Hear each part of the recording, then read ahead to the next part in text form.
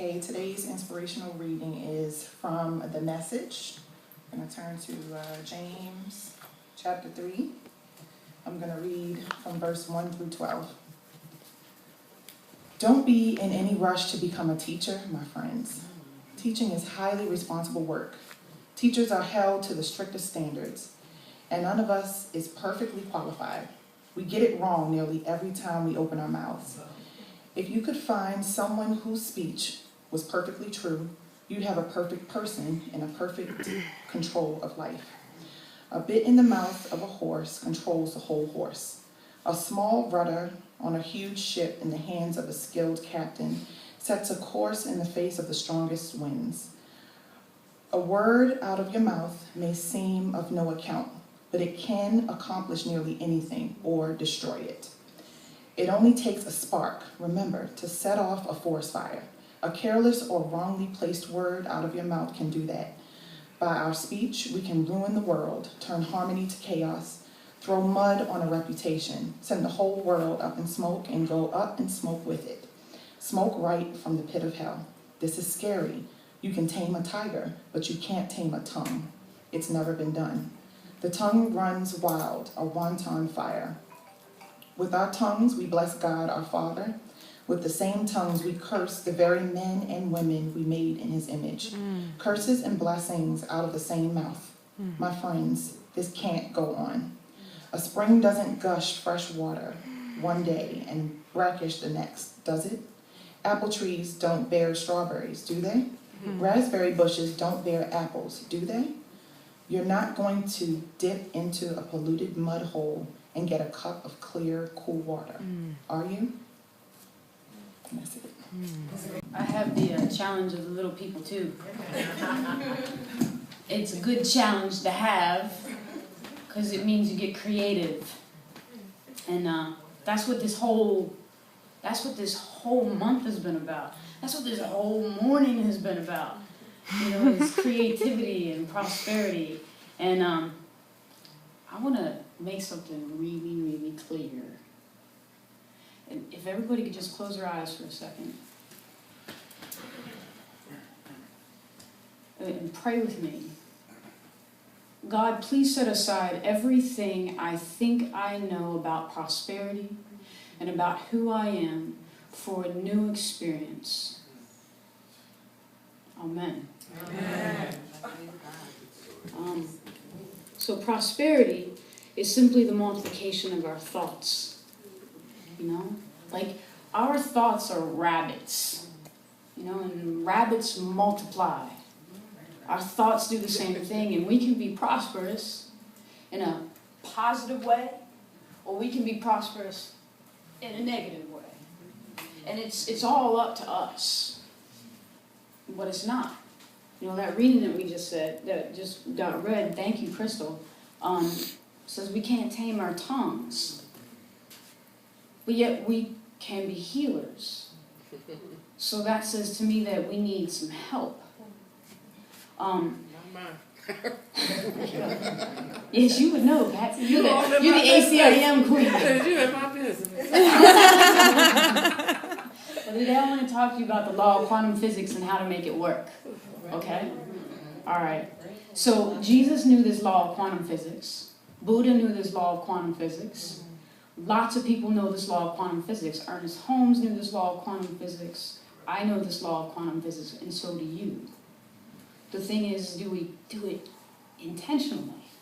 So scientists are starting to prove this law of quantum physics. And the law is that whatever we think, whatever we feel, whatever we say, impacts the very smallest particles. You know, scientists call them atoms and neutrons and protons. And you don't have to know what those are in order to understand that the smallest thing changes everything. Yes. And enough small things stacked up on top of each other become massive. And they become the people that we are and the lives that we lead. So what they've said is that they can prove that human thoughts, human feelings, and human words change what happens to these atoms and neutrons and protons. And when they're looking at these things and they're thinking positive thoughts, when they're speaking positive words over them, when they're feeling positive things, these things get excited and they move around, right? And when they do negative thoughts, feelings, emotions, they get listless and they get despondent. And they kind of look like we do when we're in depression, right? Like, you know that feeling. You can tell a depressed person because of the way that they talk, because they're mumbling. You know, you can tell that by the way that they hold their body. You know, they all do this, right? I mean, I know what depression is. I've lived with it, you know? But it's not my way. It's not me, right? So the opposite of that is the positive. And that's what this law of quantum physics is about. You know, it says we can change this by asking for some support. You know, we can change everything about our physiology by feeling it. Okay? Like, I've seen people, and I do it myself, like, if I get into one of those states, I know I can come back to my body if I'm just, yes! All right, man. You know, you see what I'm saying? Like, you do it all the time. I've seen Nick do it. So I want to give you some pointers about how to do this. And I want to tell you a story about this. And that is that, can you guys hear me? Okay, because I like to wander. I've kind of done that in the past, but I am a wanderer. So let me tell you this story about Jesus. We've all heard, the Bible called to me all week long after hearing the sermon from Reverend Michelle about declarations and proclamations and all of that prosperity stuff. So Jesus tells this story and he says, you can move mountains. You can move mountains if you have faith. That's right. But the rest of that story is not really talked about that often. So the rest of the story goes like this. Jesus was going someplace, and it was an early morning, and he was hungry. There you go. He was hungry. That's right. And when he was looking down the road a little ways, he saw a fig tree, and he says, oh my goodness, I'm going to have myself a fig breakfast. You know what I'm talking about. Yeah. He says, I'm going to have myself a fig breakfast. And so he goes up to this tree, and he's looking all over this tree, and he's looking all over this tree, and there's no figs. It's just a big, bushy tree, you know? And he looks at this tree, and he says, there is never going to be fruit off of this tree again. You will not give anybody fruit. And the tree withered. And all that was left of it was this stick. And his disciples were like, did you see that? What just happened? How did you do that? And Christ told him, you know, you can do the same exact thing that I just did. If you have faith. And you can remove the mountain of human problems. Did you hear that? The mountain of human problems. If you have faith and will speak to them. Okay? So that leads me to some points. Because I really want to teach you guys how do we practice that law of quantum physics and how do we do it in a way that's easy. Come on now. Okay? So, I want some easy. we don't easy. I like easy too. So the first thing is that we have to realize that we have some pruning to do in our mental gardens. All right? Everybody's got stinking thinking. It's part of the experience of human life. We read it in James. If we have a mind full of have-nots, can-nots, should-nots, we're going to get the want-nots. Billy. Okay? So literally, if our egos can take a hold of our thoughts and our tongues and our feelings it's gonna rip us to shreds. Over and over again, we're told the devil does this. Well, the devil's in the details. Your thoughts, your words, and your emotions. Your ego gets a hold of that, it will rip you to shreds. So what I'm saying is that if you spend all your time looking at the problem instead of thinking about the solution, how do you ever expect to live in the solution? So we have some pruning to do, and it's okay. That's the first step. We got some pruning. So then the second one is we have to learn to call in supernatural help. And that's what the reading is about. Supernatural help. Now, I'm a reader, and I've read a lot of books. Because that's my biggest hobby. And nowhere have I read that we must do this life thing on our own, or that it is a self-help exercise. I've read repeatedly that if you call on the Holy Spirit to help you, when you find problems, when you find things that need to be pruned, it goes to work for you. Yes, yes. So, I've also read that when you call in supernatural help, it says, wait on the Lord, and the Lord will take care of it. Now, I think of the Lord as, God, Spirit, the law. It means many things to me. So don't be offended. Don't turn off. Okay? So when you catch yourself looking at the problem and saying, yes, that's me. I do this thing. I get angry. I lose my temper. I've been bawling like a baby recently. So, everybody does it. I get ashamed and then I cry about it. You see, can anybody relate to that? Mm-hmm. No, yeah, most of you guys. So, instead of saying, that's me, I need to work on that, stop. That's not you. That's not me.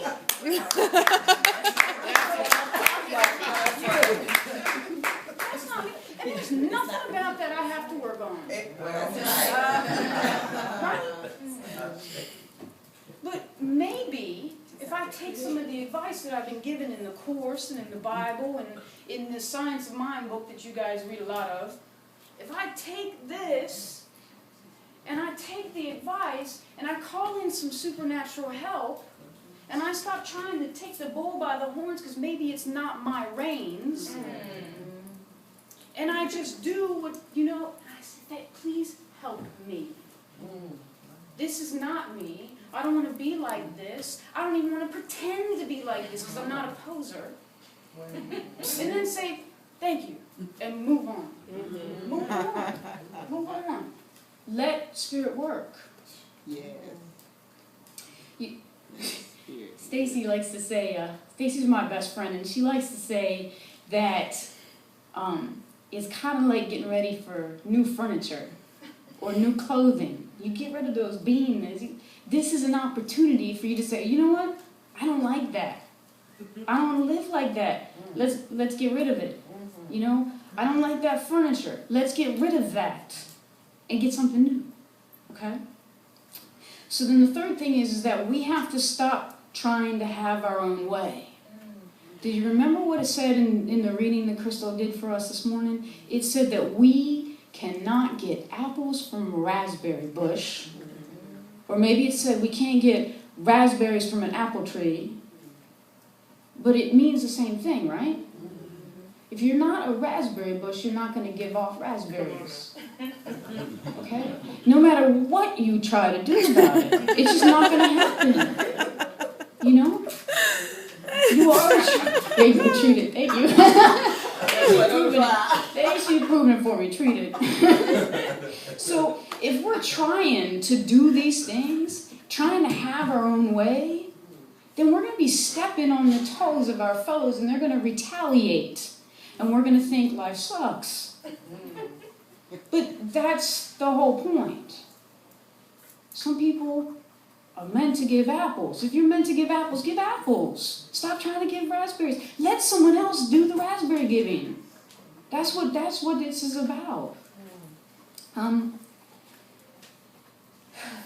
Ask instead for wisdom about who you are and what you are supposed to do in every situation.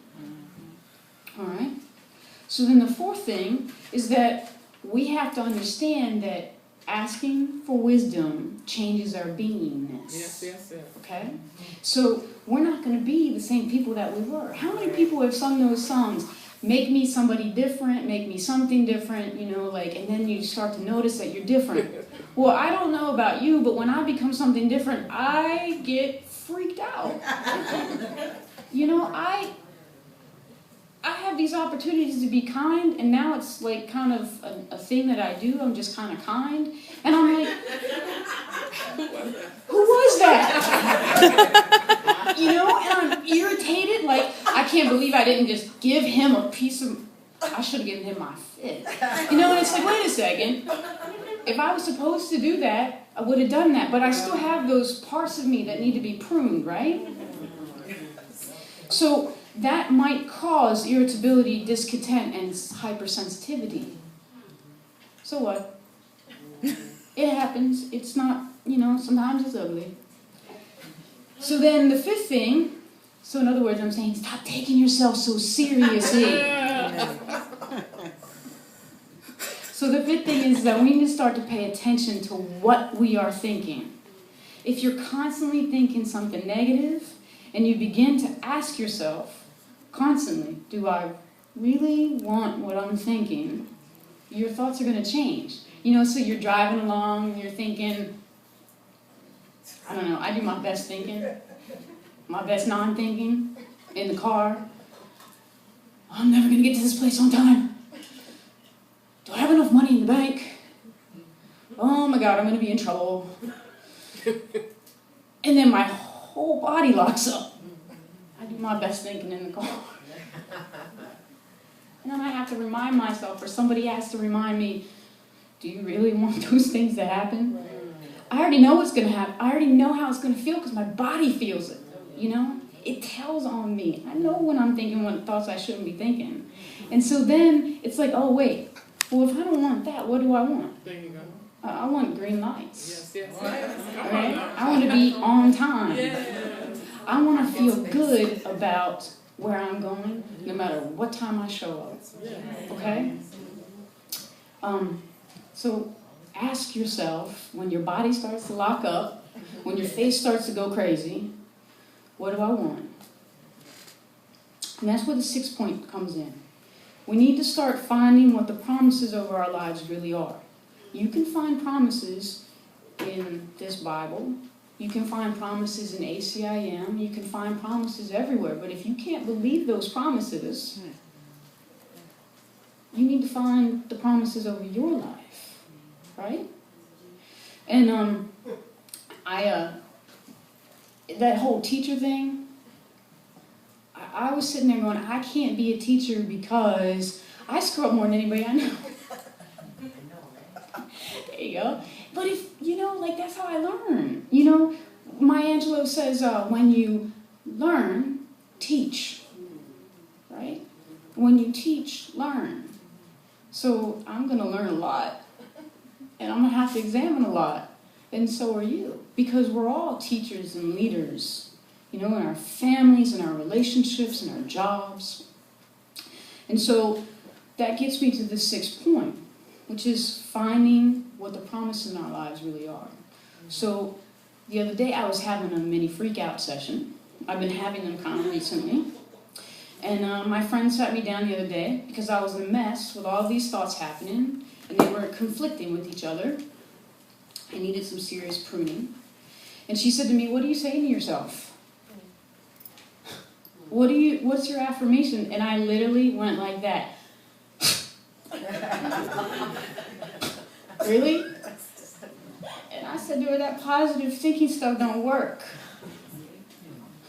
And she was like, are you kidding me? And I had this moment of, wait a second, maybe I need to get out of my head what's in my head, and I need to listen to what this woman is saying to me, because she's probably right. You know, God speaks through people. You know, God has skin faces. And so I told her that, you know, I didn't agree with all the positive affirmation stuff, because I could only sit there and think about, I love gardens. Our mind is our garden. Prosperity is our garden. You know, all I could sit there and think was, well, positive affirmations does this to me. You know, I'm looking at my garden and it's full of weeds, and I'm like, there are no weeds, there are no weeds, there are no weeds. And I open my eyes and there's still weeds. Right? You know, and she's like, well, wait a second. And I'm paraphrasing here. So she said, wait a second. Affirmations are not denials of the current situation. They're declarations of the solution. They're declarations of the promise, right? So I'm sitting there beating myself, because it's a 2x4. Okay, and we came up with an affirmation that really works, because it came out of my life. You know, I'm a master of finance, and I'm here to show us the message about money, right? That's what I do, whether it's your cash money or your energy.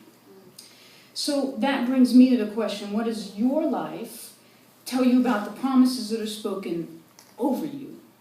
What does God have in store for you that you are unwilling to see and accept? And start speaking those promises over your life. So the 7th one is to be consistent, because you are a child of God. And I know I've said this before, but you are the Christ. The Spirit of the universe lives and moves and has its being and is breathing through you. So that makes me say, how do you talk to your problems? Do you get down on your knees and ask them to go away? No, you don't. If you're all the way here and you're a child of God and the Spirit lives and moves and breathes through you, your problems are under your feet. They're under your feet. So you speak down to your problems and up to your spirit. God, move this. Spirit, move this. In the name of the Lord, come here now. Not, please go away. Please go away. I do that too, so I know what I'm talking about. Now. Okay? And the 8th thing is to get your swagger back. I'm all about swagger. You know, George Clooney walks into a room and the whole room goes, boom. Because he's got something, right?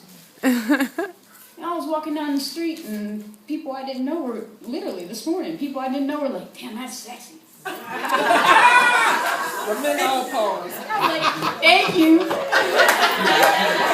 reason they said that wasn't because of the way that I look, although I do look pretty good today. It's because I have my swagger back. Yes, indeed. I got my will to live, and that's all this swagger is. I have got a will to live. Get that back. All right, I got 2 more. All right? So when you feel that divine discontent, and you know what I'm talking about, my hair's not working, my clothes ain't doing it, this relationship isn't working and that job isn't either.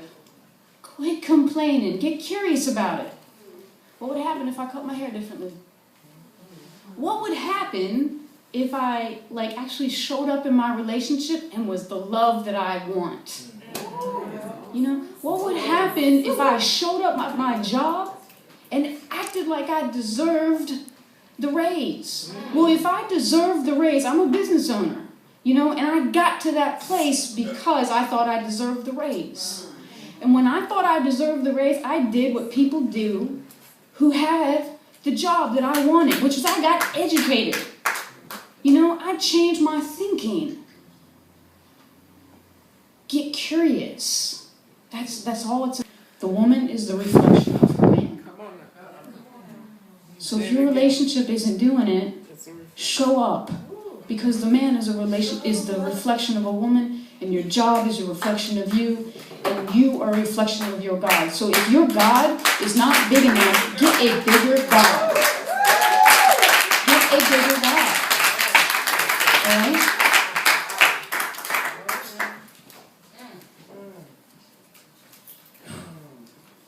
So the ninth thing is embrace the change. The same principles that were once your problems are now your solution. Dude, I used to be angry and I couldn't find peace. Peace was my problem. Not anger. Anger did it for me. Peace was the principle that was my problem. I used to be really afraid, and sometimes I still am. But courage was my problem, not fear. I knew what to do about fear. I could stick my head in the sand and ignore everything and do what I wanted to do. Courage was my problem. Today, it's hard for me to lose my temper when I want to. Peace has become my solution. The principle that was my problem is now my solution. Embrace that. That's what pruning does. That's what getting a bigger God does.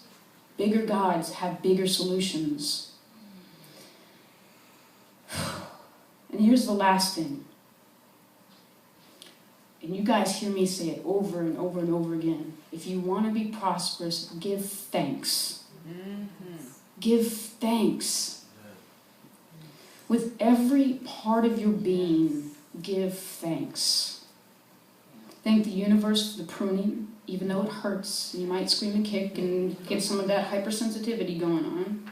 Thank the universe for the thoughts that changed your life, for the gifts that you now use to serve others, for the relationship that challenges you to become more than you currently think that you are, and for the job that encouraged you to become bigger and better at your career, or possibly moved you on to the next one, and so that you are a apple tree giving off apples instead of a raspberry tree trying to force the issue. So, with that, I am complete.